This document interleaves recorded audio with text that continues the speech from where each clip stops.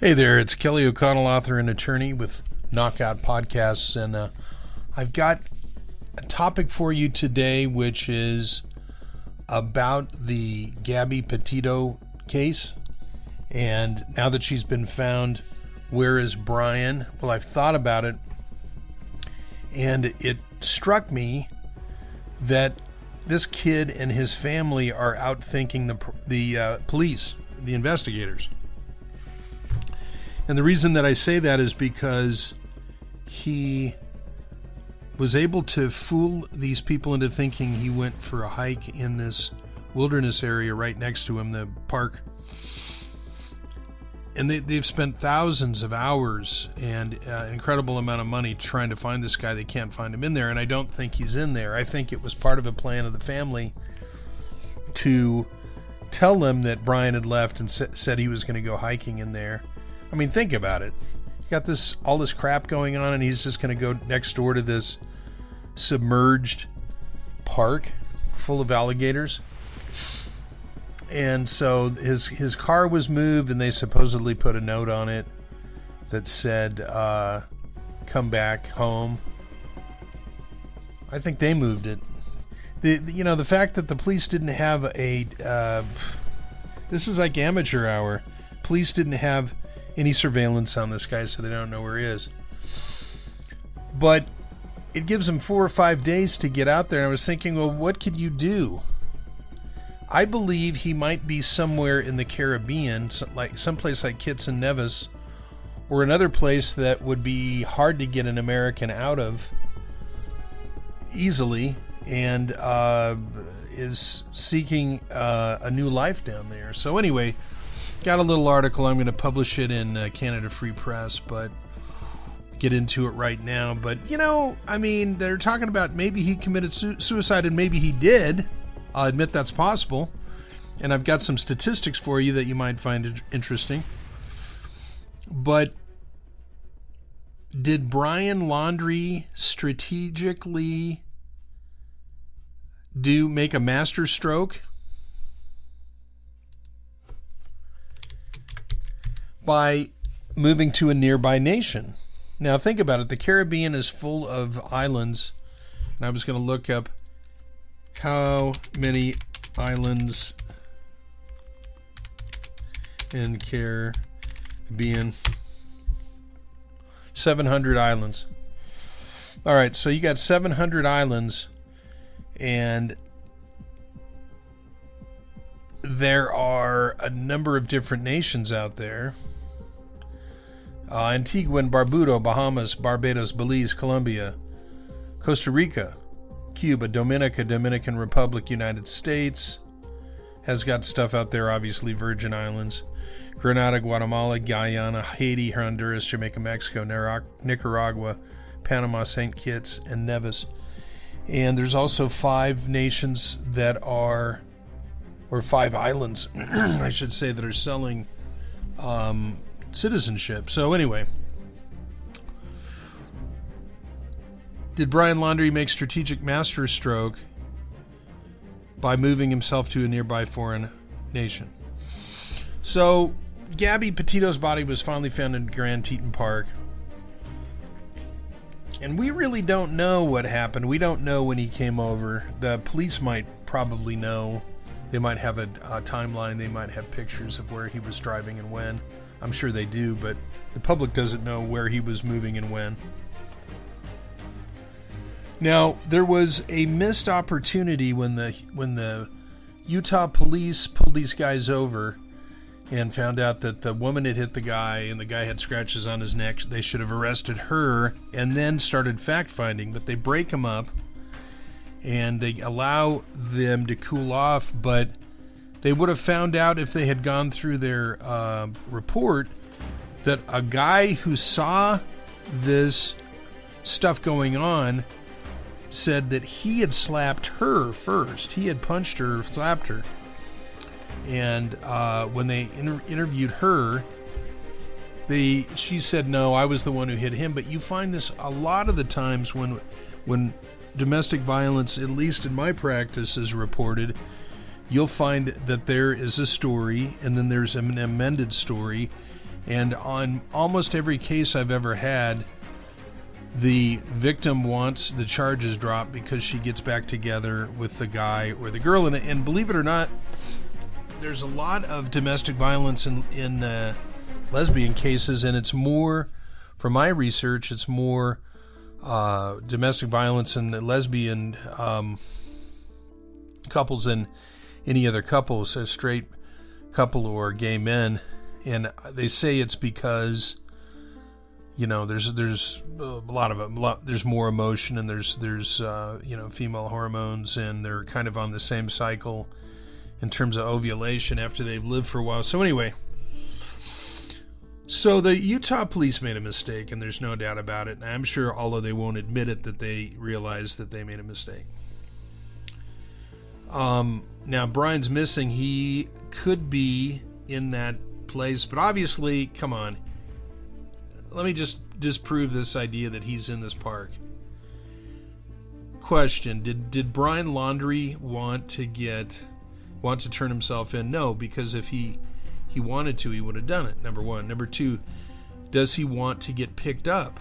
No. How do we know that? Because he left. He left to escape.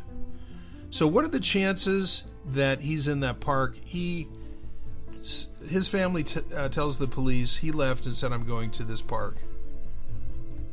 What are the chances that he's in there? And I said the chances are 0, because he doesn't want to get caught. So anyway, he could have died, of course, or he could have killed himself in a burst of paranoia and self-pity.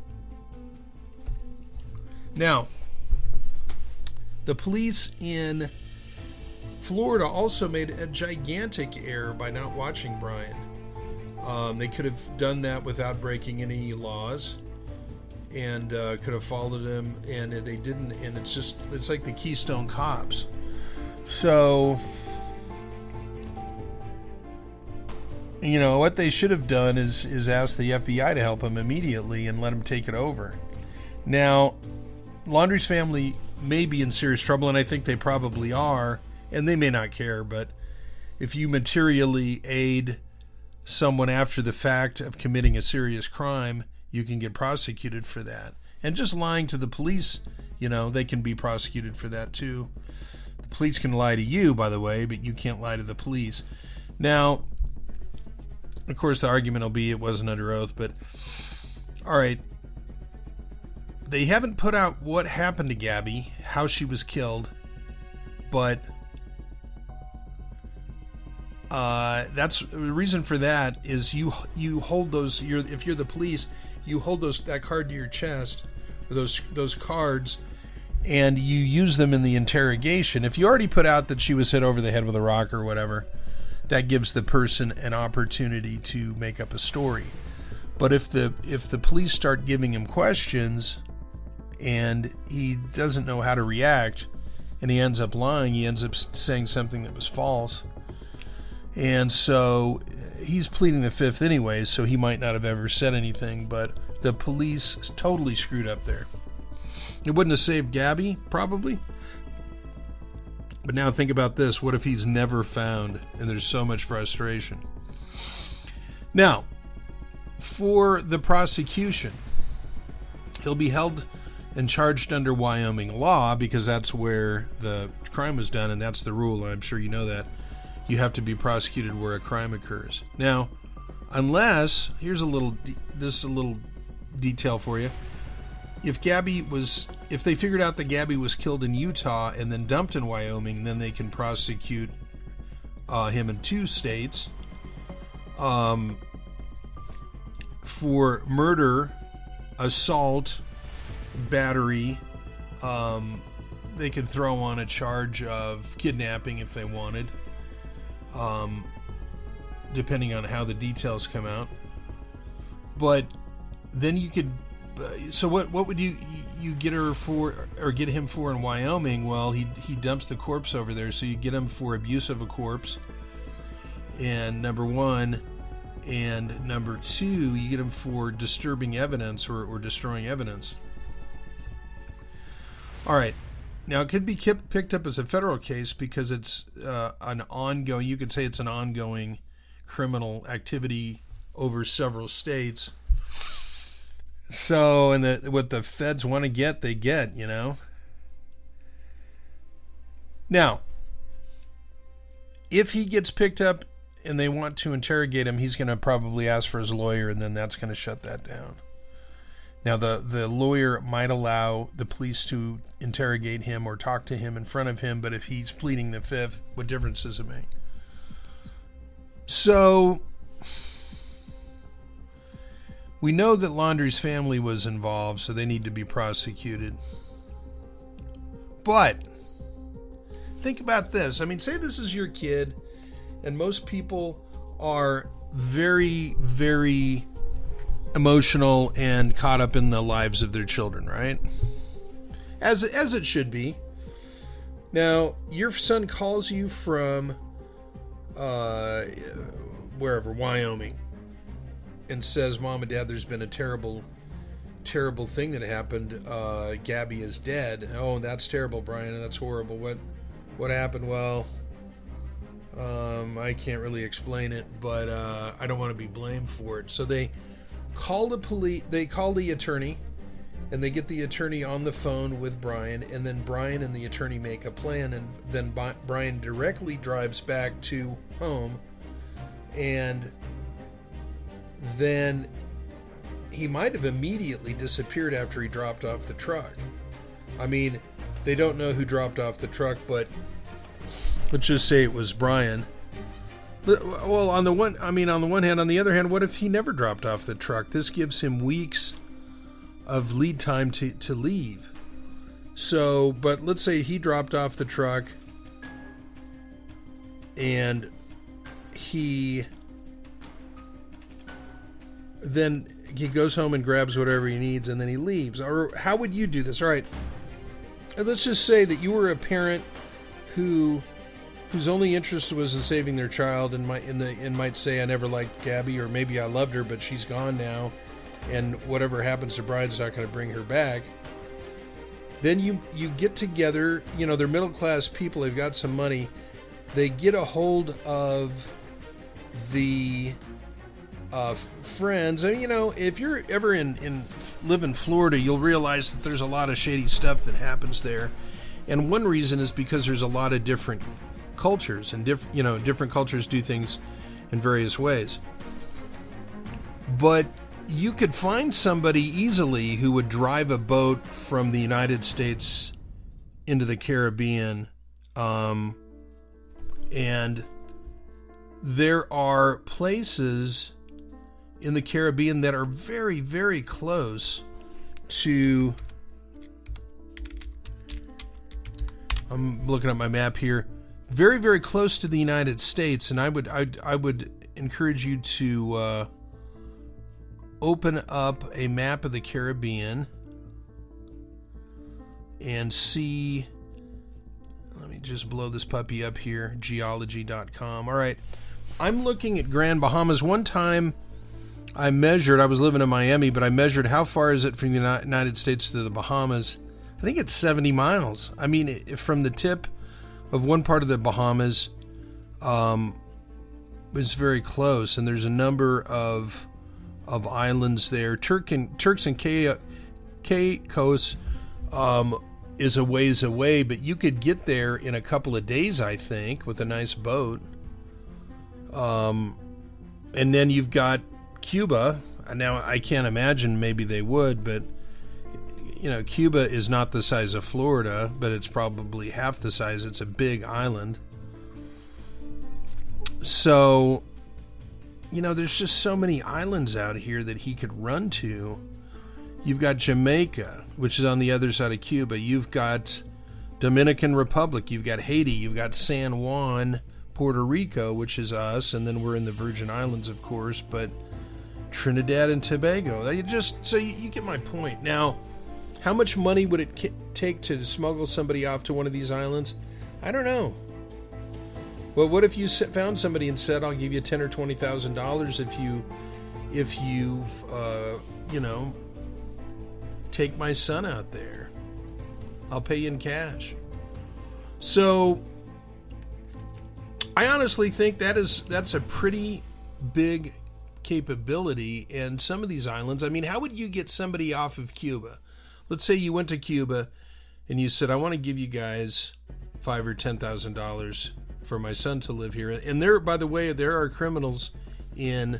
American criminals in Cuba, we can't get them. If they sent the son to Cuba, Brian to Cuba, how would we get him out of there?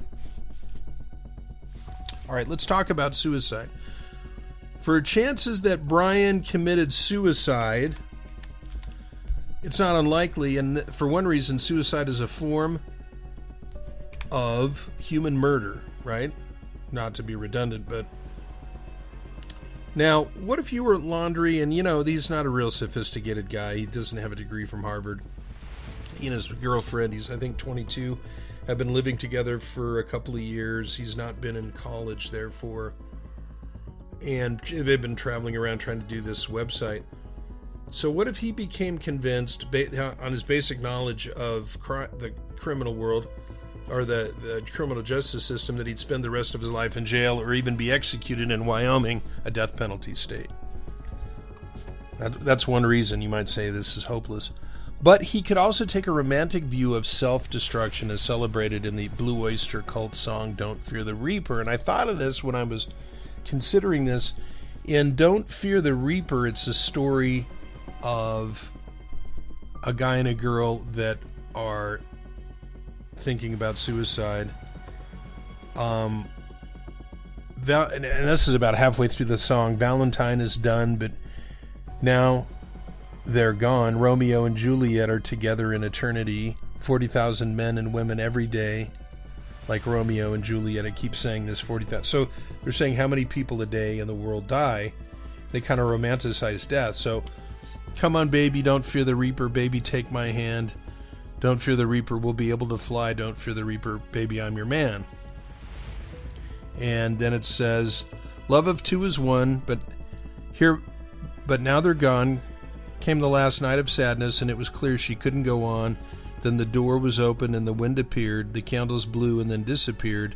The curtains flew, and then he appeared, saying, don't be afraid, come on, baby. And she had no fear, and she ran to him. Then they started to fly. They looked back and said goodbye. She had become like they are. She had taken his hand. She had become like they are. Come on, baby, don't fear the Reaper. So, and maybe that song's about Satan, for all I know. Satan kind of luring somebody into committing suicide. But, and this reminds me of a crazy story of this girl that I knew, that I was very good friends with, and she called me up. And I'll tell this story just because it's so fascinating. And she actually was originally from the Caribbean, but she said that she kept having a dream, and it was a guy who said that he loved her and that he needed to be with her to be in the world, and that he was going to show her around the world, and she could have anything she wanted, basically. And that, but this guy kept killing everybody she loved. She said that's a quote from her. And then she said, what do you think? And I said, well, kind of reminded me of the Bible, where Satan takes Christ to the top of the temple and shows him the entire world and said, this can all be yours if you bow the knee to me. And then I said to her, well, it sounds like Satan. And I think she knew it was Satan. And the weird thing is, she had never been to a church. She was basically raised Hindu. And so I said, but, the Bible says that Satan is a killer and a liar. And she said, well, it's so weird that you say that. He told me that the only way we could be together is if I committed suicide. And it kind of reminds me of that song.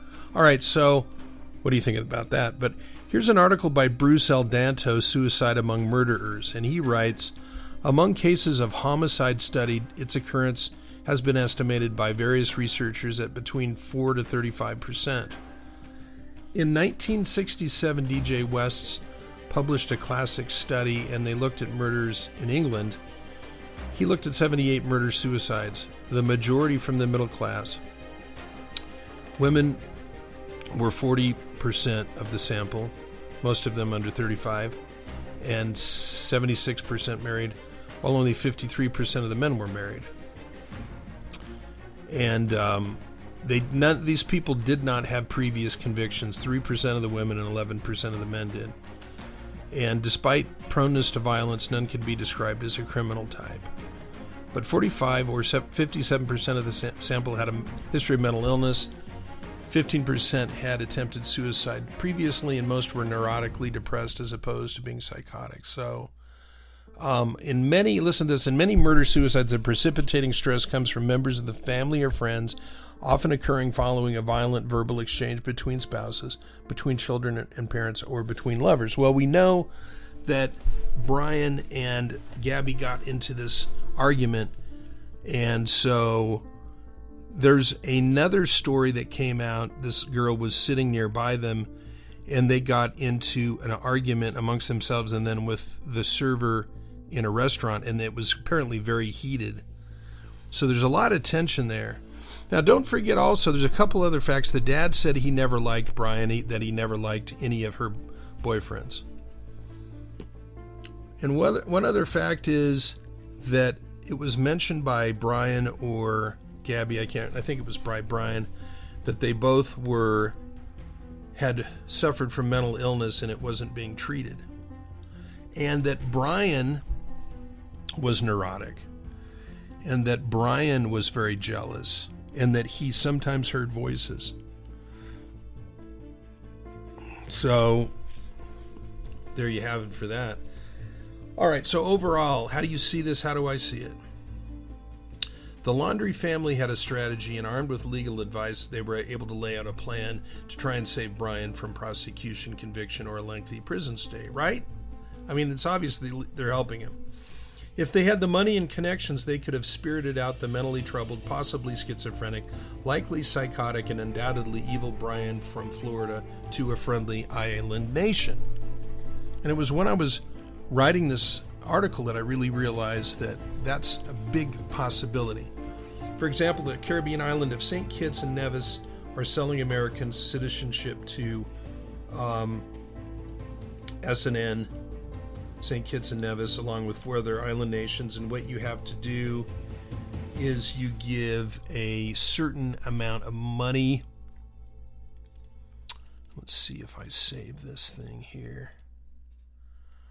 Let me just get it off this article because I put a link to it. And let's see here. It's in Travel Noir. Caribbean countries selling citizenship to Americans who want to avoid travel restrictions. So the Caribbean island of St. Kitts and Nevis currently offering a package to 4-person families for $150,000, which will include a passport and citizenship in exchange for a real estate purchase of $200,000 that must be held for at least 7 years. Now, I have no idea if the family could afford it, but I'm sure their house is probably worth $300,000. You know, I looked at a piece of property yesterday in Florida, and it had tripled in price from $60,000 to $180,000 in 3 years. So they could get $200,000 or $300,000, which is probably what that would take.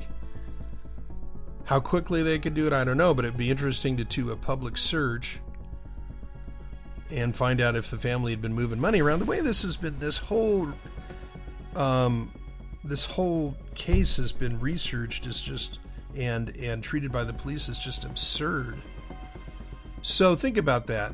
Now, such a move, let's say they went to there, or they bought their way into Cuba, same difference. Such a move is easy to conceive, but it would make it 1,000 times harder for Gabby's family and neighbors to get the justice they so desperately want, and which circumstances absolutely demand. So, if I'm writing a story, this is my story right there. I mean, this guy and this girl have this kind of, temperamental relationship, and Gabby is very anxious and very nervous, and Brian is the same, and he's also a little bit psychotic. He's a psychopath, and this thing plays out, and he ends up outwitting the police, and he and his family, and traveling to one of these islands where he could buy his way in. And then how long is it going to take for America to extradite him? I mean, if ever. It's so he did some things that a criminal would be proud to do. He murdered his girlfriend. He left her where she was at. He drove back. He didn't tell anybody for weeks. Never really told anybody. By the time they came to look for him, he had already come home and left. And then now is living in the Caribbean somewhere. Is it true? I have no idea. But it would make a hell of a story, wouldn't it? And if it were true in this case, you've got to know that it's just absolutely sensational. And these cops are just going to be there with egg on their face. All right, so got some weird news for you. And one story is absolutely revolting. And, well, I've got a number because somebody told me they love it when I have more than one or two good stories. Mom and daughter killed adult film actress with backyard butt implants, September 21st. And the mom and the daughter, the mom looks like a mass murderer herself. They posed as plastic surgery professionals, but didn't have the degree. Libby Adame, 51, and Alicia Galaz, 23, arrested August 5th in Riverside, California, in connection with the death of 26-year-old Carissa Rajpal, who died at a local hospital. And the two women posed as specialists on October 15th, 2019, when they did their procedures on the victim, and have obviously or apparently operated on a slew of other victims. Quote, these individuals have no medical training, LAPD Deputy Chief Alan Hamilton told KABC. They're not experienced and they're putting people's lives at risk. And after Rajpal suffered complications from the surgery, the women allegedly called 911 and then left her to die. They took the cash and left her, and it resulted in a murder. And the death was due to acute cardiopulmonary dysfunction and intravascular silicone injections. And so this girl had put her information on this surgery in social media, which is where they were able to track these guys down. They were mixing a cocktail of substances used by qualified cosmetic physicians, and mixing them with chemicals and other substances that are not appropriate for any medical procedure that was performed on a human. And and they're looking for other victims. So what do you think about that? Okay, here's a bizarre story. Woman shot and killed by North Olmsted resident in Cleveland, Ohio. A 21-year-old lady named Kiera Tompkins of Cleveland was shot before 11 p.m. last Sunday on Mastic Road in Cleveland. A 69-year-old woman shot Tompkins in the abdomen and chest after Tompkins broke into the home and fought with the woman's 72-year-old husband. The woman was crying when she called the police. She didn't know who the woman who broke in was, and she had never had anything like that happen before. So anyway, she's not facing any charges.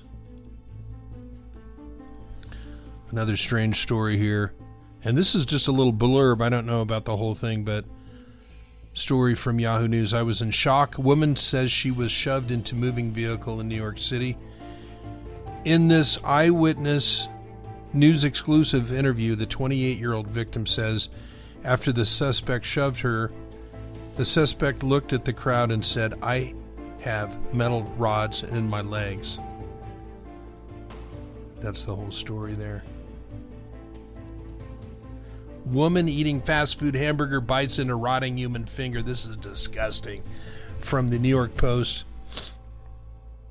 And September 16th, 2021. This fast food restaurant literally gave this woman the finger. Oblivion woman will likely never look at finger food again the same way. At the moment I was eating, I chewed on a finger, wrote Estefany Benitez in a Facebook post describing her accidental cannibalism, which happened at the hot burger store in Santa Cruz de la Sierra. She had chewed on the digit for several seconds before realizing it wasn't just your normal burger. And the accompanying photos show this. A burger with part of it cut off on the end, and then a human finger laying on the same plate. And, oh my God, that's disgusting.